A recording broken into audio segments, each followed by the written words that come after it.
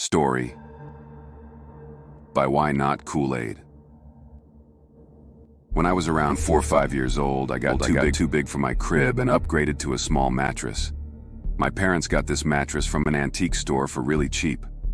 I later found out it was an old military hospital mattress. This was a long time ago, so first I'll tell you what I remember. Then I'll tell you what my parents remember. Not long after we got the mattress, I began to be woken up in the middle of the night by a woman's voice. The voice would say, "It's time to wake up, Grant. Wake up. You have to wake up, Grant. Wake up." It's hard to remember, but I believe I would also feel a hand rubbing my back at the same time. Being the toddler I was, I would blow it off thinking that it was my mom. I wouldn't bother to open my eyes to see who's waking me up because to me, I knew it was my mom. It wasn't. I never felt scared. When I would be woken up by the voice, an overwhelming feeling of love would wash over me, and I'd pretty much fall right back to sleep. This happened many times, and every time it would be nice waking up to a loving voice, especially since I believed it was my mom waking me up every time.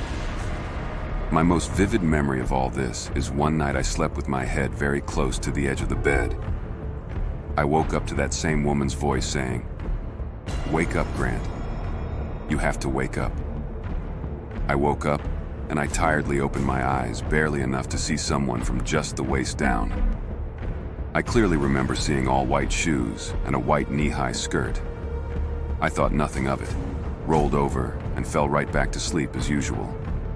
I remember taking to my mom the next day asking her, "Why do you always wake me up in the middle of the night?" My mom said with a confused look on her face, "I don't wake you up. I've never woken you up." I replied, "No, you wake me up at night. You say, 'Wake up, Grant.' You have to wake up."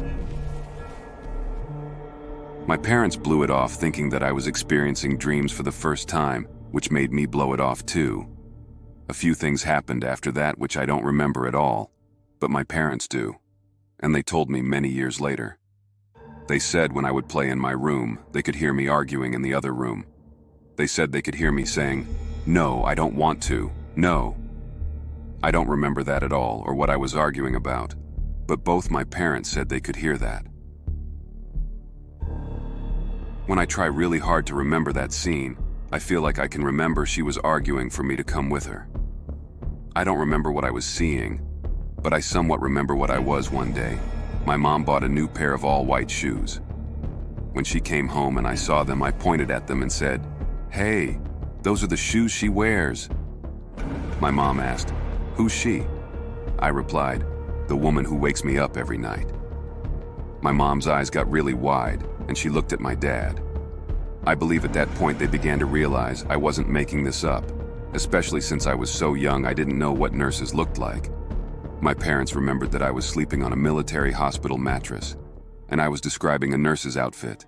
My parents got rid of the mattress, bought me a new one, and I never was woken up by her again. My parents stopped hearing me argue in the other room. They later asked me, "Are you still being woken up by her?" I replied, "No, she's gone." They asked, "Are you sure?" I said, "Yeah, she's gone." And that was the end of that. I never heard her voice again. Then I began to have nightmares. I had nightmares every night for like a year. Then I discovered that if I prayed before falling to sleep, I wouldn't have nightmares. I never had another nightmare after that. Not until I was like 9, 10. Then I started to experience sleep paralysis. I found the easiest way to wake up from that was Story 2 by Melissa Coate 12. Well, this one is real, and it happened in St. Michael, Ipoh, my alma mater. St. Michael is a very old school, and here is a little history of it. Built in 1912 by a group of Catholic missionaries, this awesome-looking building was the Japanese headquarters for Perak State during Japanese occupancy back in WW2. Therefore, it served as a base for countless torturing, killings, and massacre. Decades after Japanese occupancy ended, it is now a beautiful school with Gothic structure. However, she has many dark stories behind her good-looking appearance. St. Michael has a ground floor and 3 upper floors. The 3rd floor is said to be the most haunted, the floor with a chapel. It was said to be haunted by a little girl in yellow dress. Well, she could be a victim during WW2. So, now the story goes. This happened in 2005, when I was 14 years old, in late evening, less than an hour before the last school bell rang. I was in a class, very near to the mosque, which was on the 3rd floor too, attending the last class of the day. Adjacent to my class was another class, and this class was actually right next to the mosque. The class was big, and it was partitioned into two by a wooden block with a transparent mirror in the middle. Apparently, whatever happened in one partition can be viewed from another. I remember that evening was windy and cloudy. That class, I wasn't there, was being taught by a Malay lady teacher, and the number of students was small. The class went on as usual until the teacher stopped teaching and looked straight into the transparent mirror. Looking pale and frightened, she tried to hold herself together, not letting out a scream, which might cause a chaotic scene. She was looking at something that terrified her a lot. The awkward pause lasted for some time, which caused the students to be curious. Almost all of the students turned their head and looked into the direction she was looking at, the transparent mirror. Please note that the other partition was empty. A few students saw it too and turned right back to what they were doing, looking pale and shivering. However, most of the students didn't see a thing. I believe the teacher and that few students must have run out of luck that particular day. The teacher tried to be strong and pretended not to see what she saw, continued the lesson. As the class was about to end, she decided to call it off earlier and rushed out of the class, straight to the staff room, grabbed her things, and sped off. The students were puzzled and left the room. The truth was revealed when that very few students who saw it told them what happened. It seemed like when the teacher was teaching, she saw a little girl in yellow through the mirror, walking from the entrance to the wall and back to the entrance again, repeatedly. When the girl noticed she was able to see her, she stopped right in front of the mirror, staring back at her furiously. She then vanished into thin air. The very next day, that teacher was having high fever and was on MC for the subsequent days. Story 3. By Moist Toaster Strudel, I've battled depression all my life, and at one point, fairly recently, there was a moment where I lost myself. Long story short, I ended up in a mental hospital that's known as Depression Summer Camp online because of the way it's run. I shared a room with another girl a year younger than me. We'll call her Sarah for sake of privacy. Sarah and I got along famously, and there were never any issues there. However, she would always tease me for talking in my sleep. Ladies and gents, I've been on this earth for some 16-odd years, and I have never in my life sleep-talked before in my life. I asked her what sort of things I said for her to tell me that it was normally incoherent mutters. I figured maybe she misheard my snoring or something, or she had auditory hallucinations since I didn't really know her mental situation. She left the hospital after a week or so, and I got a new roommate who we can call Liz. Funnily enough, Liz also said I would talk in my sleep, but that's not the weird part. The weird part would be what happened on the 10th day of my stay at the hospital. I'd grown accustomed to the staff walking into the room at night to check who was awake and who was asleep. But they stopped coming into the rooms at about midnight each night, so they didn't disturb anyone who was actually sleeping. They would shine flashlights in your face to see if you were awake or not, so they could adjust your meds accordingly. That night, I had fallen asleep around 7 or so because I was on new medication that made me drowsy. I woke up to a tap on my shoulder. From a quick glance at my little alarm clock I kept near my bed, I could see that it was around 2 a.m. I looked up, expecting to see the silhouette of my roommate or hospital staff in the moonlight, but found nothing.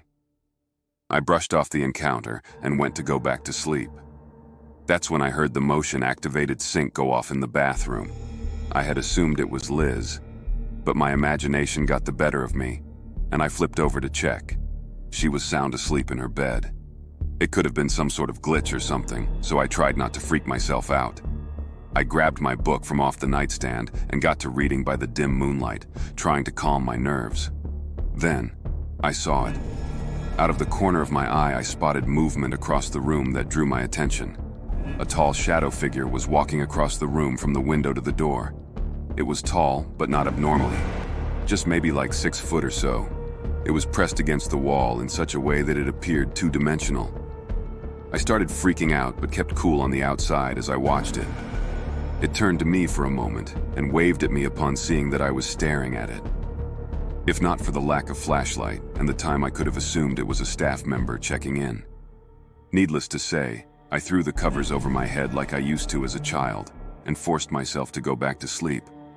I didn't mention the encounter to anyone since they'd probably brush it off as a side effect of one of my medications, which, in all fairness, it may have been.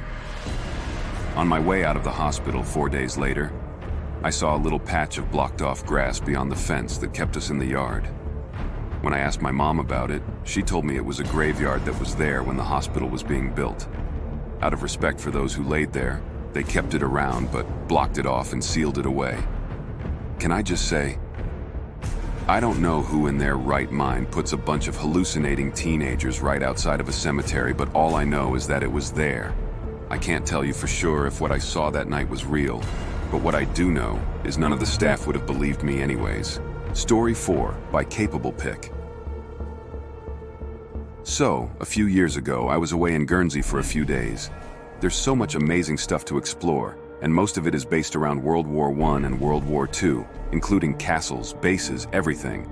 I've always experienced paranormal activity, and have been told by many that I myself am haunted. Yes, I've seen many a figure and the odd shadows crawling across my ceiling. I've been touched, scratched, and even reduced one of the world's calmest, kindest dogs to a barking wreck when I moved in above his home. But I've never caught anything evidential to show anyone, apart from scratches until now. So I go to this amazing hospital they used during the war. It's underground, with just like a mini forest on top to disguise it from German bombers, etc. It consists of tunnels, freaky, cold tunnels, that have rooms coming off them at either side. One room has the word mortuary painted on the wall, which has been there since it was built, and is extremely eerie. There is a total of 36, I think, dead bodies still stuck in there as one tunnel collapsed during construction, and they were unable to be saved and removed. Then, there are 2 separate large rooms that still contain the original beds. One has metal bed frames that were used for injured adults, the other wooden frames where the children would be cared for. You cannot go into these rooms for worry of damaging them, but you can stand in the entrance and look in. We were the only 2 people in the entire place, and with little lightning and the constant sound of dripping, mixed with the feeling of being watched, I kind of wanted to get out as soon as possible. Like any tourist, I took many photos of everything pretty much, then left.